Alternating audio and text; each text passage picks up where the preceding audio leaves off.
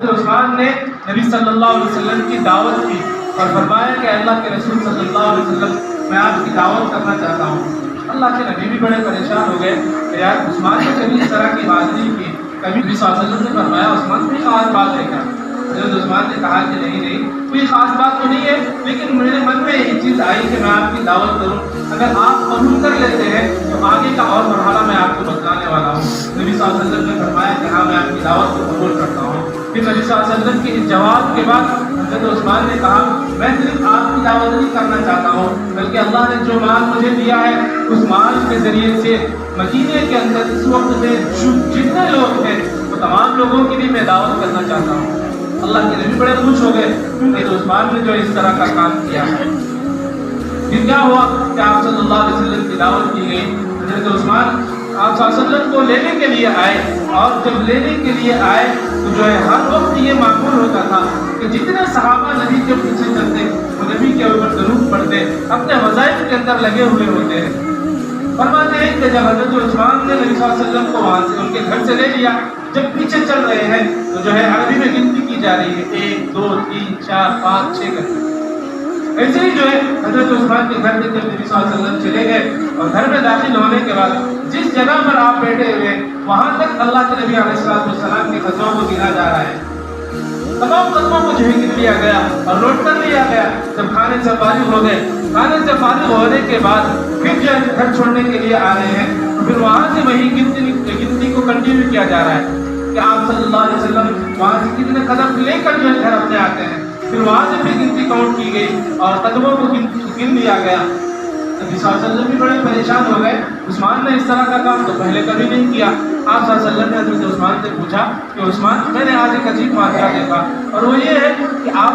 جب بھی میرے پیچھے چلتے تو میرے پیچھے ذکر کیا جاتا، ضرور پڑھا جاتا ہے، کچھ اور کام کیا جاتا، لیکن آج آپ نے میرے پیچھے چلتے چلتے گنتی کی ہے، اس کی وجہ کیا ہے؟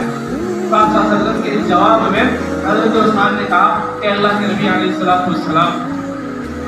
نے آپ کی دعوت کی، تمام صحابہ کرام کی دعوت کی، لیکن آپ کے جو قدم میں نے گنے ہیں، آج میں عثمان اللہ نے جو مجھے مال دیا ہے، دولت دی ہے، ثروت دی ہے، عزت شہرت جو کچھ بھی دیا ہے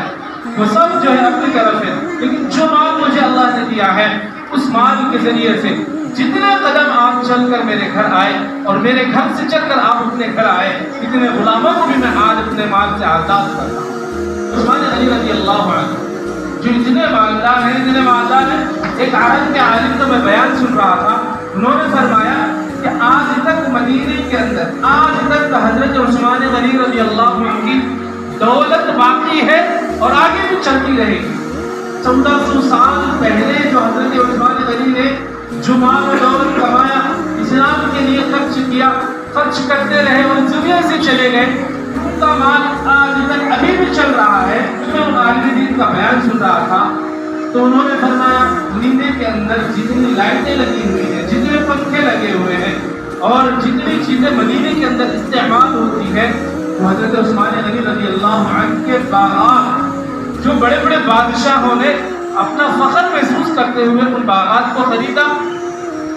اور اس کو وقف کر دیا مسجد نبوی کے لیے، اور اس کی جو کھجوریں بکتی ہیں وہ کھجوریں بکنے کے بعد اس کا جو مال حاصل ہوتا ہے وہ مسجد نبوی کی جو تمام چیزوں کے اندر استعمال ہوتا ہے، وہاں کی در و دیوار کے لیے، وہاں کے جو جنریٹر کے لیے، وہاں کی لائٹوں کے لیے، وہاں کے پنکھوں کے لیے، وہاں کی ایک ایک چیز کے لیے جو پیسہ استعمال کیا جاتا ہے وہ حضرت عثمان غنی رضی اللہ عنہ کے مال سے آج تک استعمال ہوتا ہے۔ جو درخت 1400 سال پہلے کھجور کے تھے، آج تک وہ درخت باقی ہے، آج تک وہ درخت وہاں پر باقی ہے اور وہی چیز وہاں پر استعمال ہوتی ہے۔